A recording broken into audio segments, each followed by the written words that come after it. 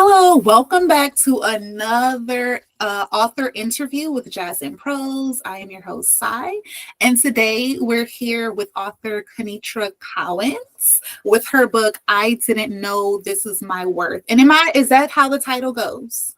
Yes, yes. Okay, so welcome. We're glad to have you here today. How are you doing? Thank you. I'm doing great. Thank you so much for having me on. Absolutely. So go ahead, tell us a little bit about the title and then the cover, how you came up with that. The title is I Didn't Know This Is My Worth. And it's just going into I didn't know about narcissistic abuse. I, as a teenager, was sexually abused by a family member. And then later on in life, I married and was in a domestic violence relationship and dealing with narcissistic abuse, mental, physical. So I didn't know is based on I didn't know. I didn't know anything about narcissistic abuse, and I lost my worth in the midst of it. So I didn't know, and this is my worth, explaining your worth, self-worth is so valuable. Absolutely, it is. It is. Okay, and then the cover. What was the inspiration for the cover? The cover, I just wanted to put two individuals, and as far as abuse, there's no color, there's no ethnic origin. I just want to reach everyone that has went through that or is going through similar situations, and just to let them know, hey, it can be the person you're standing next to, it can be anyone, and you don't even know what they're actually going through. Absolutely. And then the sure sign, like why is that there? That is there because I kept it within. No one knew what I was dealing with when I was in my marriage, my relationship, even the teenager years that I experienced. So no one knew. So it had been hidden for so many years. Yeah. And I think that this is a great book because, quiet is kept. A lot of people deal with this and they don't talk about it. They don't know how to, the tools, all of that kind of stuff. So I think that is absolutely amazing that you took the steps to put this out to help other people. Absolutely. So let's go ahead and jump right in with the introduction and background. So can you just introduce and tell us yourself about you and just like you as a writer? Yes, my name is Conitra Cowans. I am a Memphis, Tennessee native. I grew up, born and raised in Memphis, Tennessee. I moved to Dallas. I've been here over 15 years now. And I, as a writer, I I was blessed to find a mentor. And her name is Nicole Smith, and she's with AL Publishing. So I did a mentorship with her, a one-on-one, which was amazing because she helps you out, sends you assignments. So I was able to get the mentorship with her, and I just felt like I wanted to write and share my story. Because, as I said, no one knew about it, and I wanted to reach others because I feel like there are so many others out there that may be dealing with that and don't know how to get the resources, or maybe even embarrassed or scared to put that out there. And I just wanted to step out on that and get past that embarrassment, because it's not embarrassing, it's a truth. And I wanted to share that with others to let them know, hey, it's okay. It's okay to start over. It's okay. Absolutely. And I applaud you for being brave enough to come forward, and I'll ask that question later. So what happened for you to want to connect with your mentor to be able to start? Like, how did y'all meet? I met through it's an amazing group on Facebook, Boss Babe. Okay. And they have so many different entrepreneurs. They have a directory that you can go through and see what even clothes or shoes. And they have the publishing, Ms. Nicole Smith's business. So I just went through there, and I always wanted to write my story. I just never knew how to start. So I had a meet and greet with her, and then she just went to her through her programs, and I started that program, and I felt like it was amazing Yeah. to actually write my story and get it out and self-publish it as well. Yeah, that's awesome. And I think it's very important to have that community of people who Yeah. can help you and walk you through. I think mentors are very important. I think a lot of people, because I work with a nonprofit where we mentor, I'm a teacher, but we mentor kids. And I think a lot of people, we've heard of like big brother, big sister, but we don't think about mentors as adults. So Right. I think that that's very important. And I think with social media now, we can share and see other ideas of how other cultures are maybe doing things and Mhm. then start to implement that within ourselves. So I think that's Exactly. amazing. So genres, is this your only book or do you have other books as well? This is my very first Congratulations. nonfiction, and it was published last July. Okay. I did like a big book signing in July, so I'm thinking I want to do another book signing and just relaunch again. And I Okay. do have a part two coming. Okay, nice. Yeah. And I literally the lady that I just interviewed, author Black Diamond, she wrote a book and she has done so many things with that one book. She's now doing like she has a panel and a workshop. She has her merchandise all from one book. So I think that that was very important in that interview that she shared that because a lot of authors, especially new authors, they write the book and then they're like, okay, time to put that down, next one. But there's so many things you can scale just from that. Yeah. One book. So I think that's amazing. And I think, as a teacher, I always, in my interviews, I say, I'm a teacher. But as a teacher, I think there are, and I teach eighth grade. So they're at that age and not saying that things happen before that age group too, but having to, seeing someone who has successfully overcome those types of things Yeah. is very helpful for them because they need that shining light to know that there's light at the end of the tunnel. Yeah. I would definitely, I don't know, have you gone into like schools and talked about, I don't know if the book is it appropriate for teenagers? Like, can they? I feel like it is because, like I said, you never know what's going on at home. So Yeah, I as a teenager, this started out for me. yeah. But I have went to abuse shelters and counselors to kind of speak with others to kind of get my story out. Mhm. That's what I'm working on now. Yeah, yeah, that's very helpful. I think there's definitely a need for that because unfortunately it is something that happens, historically just from I don't know the beginning of time. So getting that out too, I would think that it may be cathartic and therapeutic for you to get that out too and know that you're like you say you're not alone. Uh going through stuff like this. So let's jump into the book specific question. So tell us a little bit about your book.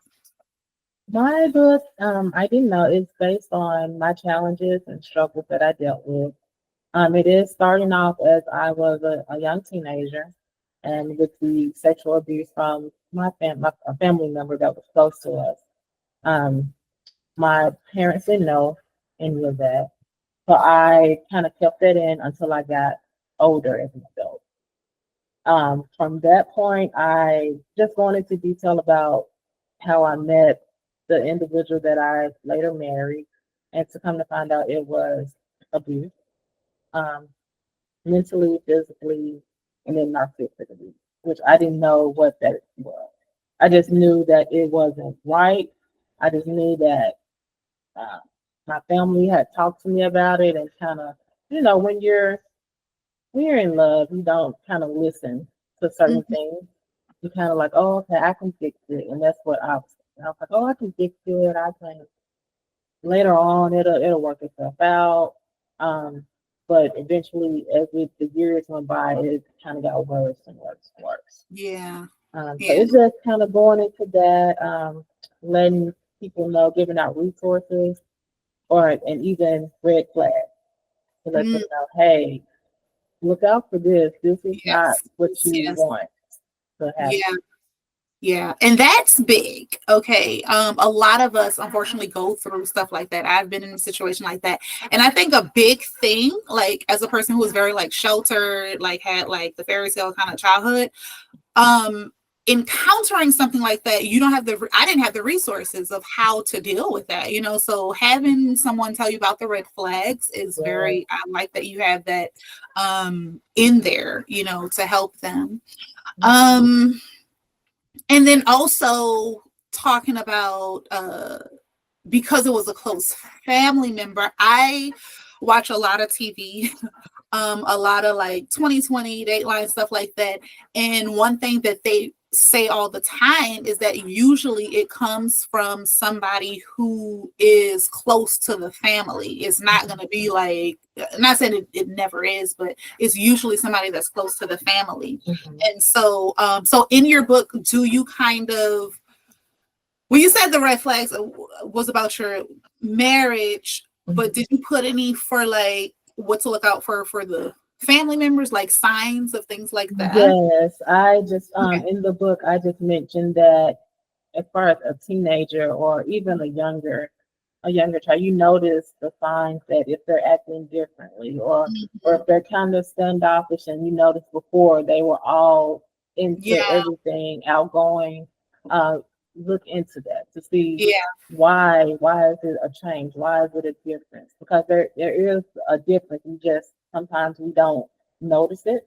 Sometimes it's like, oh, it's okay, like they're going through a phase, but it may be something deeper than that. So I just put in there to just kind of watch the difference in the signs of behavior. Yeah. And did you, I know, and just, kids in general, I was watching this new show on YouTube, but it's like from the Oprah Network, where the people, they get engaged but they need their family's blessings. I'm new to that. It's probably been around a while, but there was an episode last night about a little boy. Well, his mom was getting married to this guy, but she sat down with him and asked him if he thought it would be a good idea for them to get married. And the little boy was basically saying like, well, he didn't feel comfortable talking to his mom about it because, the guilt of maybe him speaking out would change the dynamics of her happiness with this man, even though he felt like they probably weren't the best fit. So I think, relating it back to your book, I Didn't Know, you not telling your parents until you got older, did that stem from any hesitance with telling your family because maybe it would change something or let people down? Or do you feel like you had to carry that and bear that weight to save everybody else? Like, what was that like for you not telling? I felt like the need to hold on to it because of the closeness of the family member. And I just felt like that it would kind of bring a tense situation, in which it was, because it's how close the family member was. Yeah. So, and as me being a teenager, kind of acting out things like that, and I kind of not putting into words saying that, oh, this is what happening. I kind of said, oh, I don't want to be around. I don't want to, go over to that place, or kind of hint around to certain things. But again, parent, I'm a parent. So as a parent, it's kind of like, oh, well, that's okay, But after that, I kind of looked at things differently, especially when me having two daughters and I have a granddaughter. So wow, oh my God, you look 25. Thank you. Thank you. Wow. Yeah, I think when you become a parent, like when I became a parent, oh my God, I got a new set of glasses. Like I saw things from a different angle, and just being that mama bear, like, I don't know, I'm trying not to be a helicopter mom, but at the same time, I'm like, so yeah, I think when you need that support system. I think it's important to have that person that, like, when you're growing up, that you're comfortable with to be able to open up and share. Did you tell any of your friends, or did you tell like literally nobody? No one knew until until I actually told the person that I was married to, and then it kind of Okay. sent it around on me. So Mm, that was kind of a big slap in the face, and I was like, oh yeah. wow. So Mm, that was the first time I actually told someone. yeah. And that, I mean, you're saying that the first person you told was your ex-husband. Hmm. Okay, yeah, and that because he was narcissistic as well, then of course, yeah. Well, I'm glad that you got out of that situation and you're, Thank you. sharing with other people now. Did you have like so when you were writing the book, did you feel like there were any parts that was a challenge for you through that process? Oh my God, yes. Mhm. It was a challenge because it was like I was experiencing all over again. Yeah. And my mentor did go over and she was like, well, while you're writing, you will feel all the emotions coming back. And her advice was just Yeah. take a break and then start back writing again. Yeah. So the challenges were for me, like in my mind, I'm like, oh my God, I'm putting this out there. Because I've Hmm. never been an open book. I've Yeah. always been private, closed, Yeah. nothing. So this is like, oh my gosh, I'm opening up my life and Yeah. telling my story, but it will in hopes to help someone else out of that Absolutely. situation. Yeah. And I'm sure absolutely it did. I think oh my god, I lost my train of thought. I was gonna say something about that. I lost my train of thought with that. But I think that okay, that's what I was gonna say. The only way out is through. I really believe that. I think that by going through, and I think a lot of us we don't want to feel. We're scared to open up that wound because we don't know what's on the other side of that. A lot of us Mhm. are taught that, and I'm grateful enough that I grew up being able to really express myself, but I know a lot of us grow up in a sense of, especially for men, they'll say like man up or like, do this and not Mhm. really, Mhm. share. But writing for me is cathartic, it's therapeutic, it's a way to get things out. Most of my books, like the first book I put out was a nonfiction, but it was like a grow your hair kind of book. But through that I did touch on like moments in my life and things like that, because for Black women, hair is a big part of our life. Yes. There's Yes. a lot that's tied to hair. Yes. So even though it was a nonfiction, like a how-to book, I did put pieces of, my life and all of that in there. And I think through that, it does heal you. I think that, you know, being able to go back for you writing that, did you feel any sense of relief, like once you were done?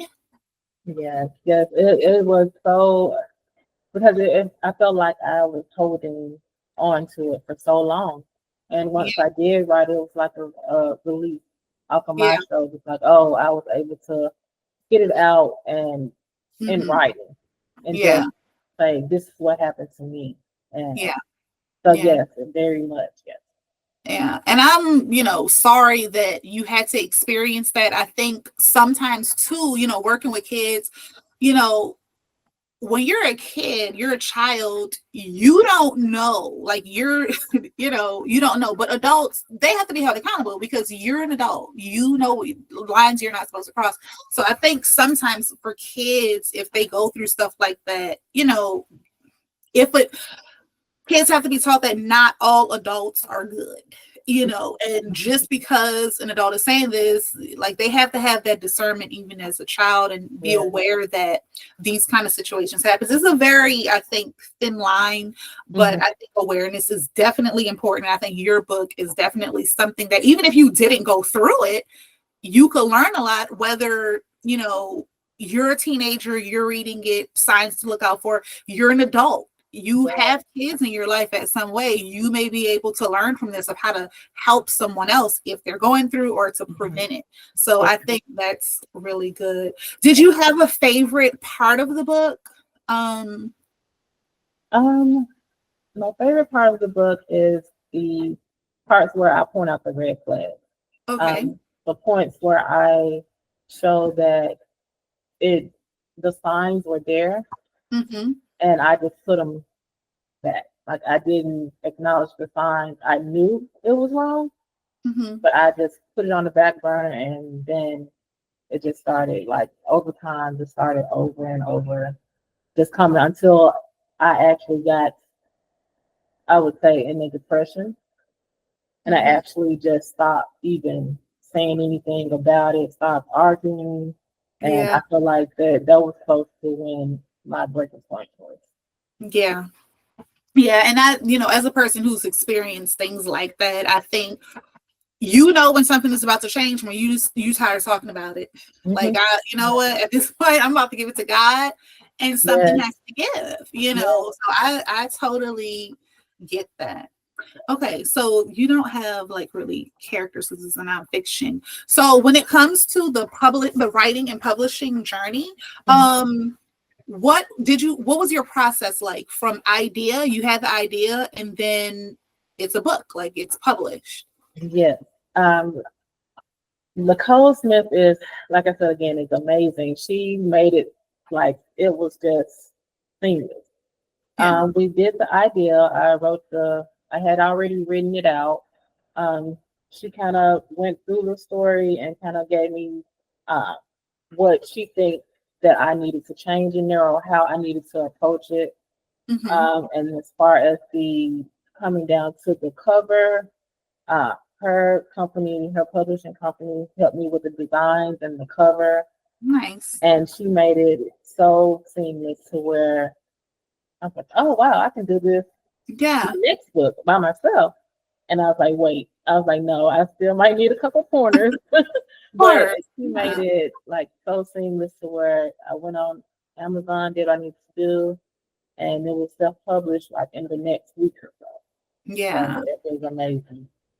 Awesome. Yeah, I think it's very important to have a team. We did a webinar like last week with like over 20 women was on there. And we had a section about, saying that the writing process and then the marketing, like after you're done writing, is two separate things. And then some people, they don't want to do everything by themselves. They're like, I just want to write the book. Like all this other stuff is for the bird. I don't want to have to do all of that because it is time consuming, Mhm. Yeah. and you have to, if you want results, you have to put in the effort. So I'm glad that got the help with, is it, you said Nicole Smith is her name? Nicole. Yeah. So that's really great that she has those services where she can help you guys, Yeah. relieve some of that load. When you were writing it though, like did you set like a timeline goal, like I need to be finished with this by a certain date, or how did that work for you? Yes. I started out, I believe it was maybe March of last year. And then I put out a goal. I wanted to be finished by July, which is my birthday month.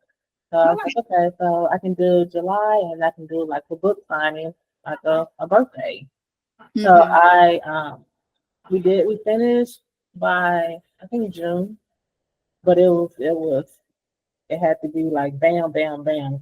So she was like, we got to be on it. Yeah, she was determined to get me determined. So, 'cause, Yeah. sometimes in life you have things that go on, and you're like, oh, let me stop and Mm-hmm. do this. Mm-hmm. But by her pushing me to like, hey, we got this, it kind of got me into the motivation. Like, okay, let's finish. Yeah, that definitely does help. Having somebody push you. So what would you say is the biggest, did you learn a lesson from the process of publishing the book? Yes, the process of publishing. I know now that I can go on to Amazon and just do the Kindle Direct publishing Mm-hmm. and just go through that and publish it, which that makes it easier as well to self-publish. Yeah, absolutely. I do like KDP. I agree. I think once you get the formatting stuff down, because sometimes that can be a little headache. But yeah. So what advice would you say you have for aspiring authors? Like if somebody wants to start a book, but they like, oh, I don't even know where to begin. What would you tell them? I would say starting process, if you can, try to get a mentor.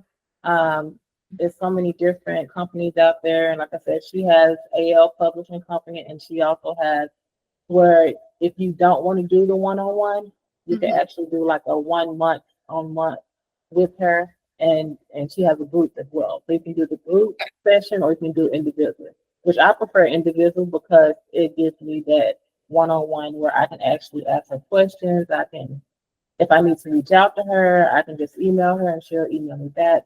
I just feel like one-on-one was best for me because I'm a kind of hands-on and I like to be like if I'm talking Zoom face to face, like because I have questions because this is my first book, so I'm like, I need that one-on-one. Yeah, you want that direct feedback, like this is what I need help with. Yes. So I definitely recommend mentoring.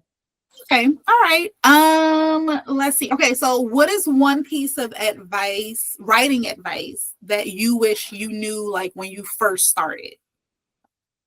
For me, writing everything down.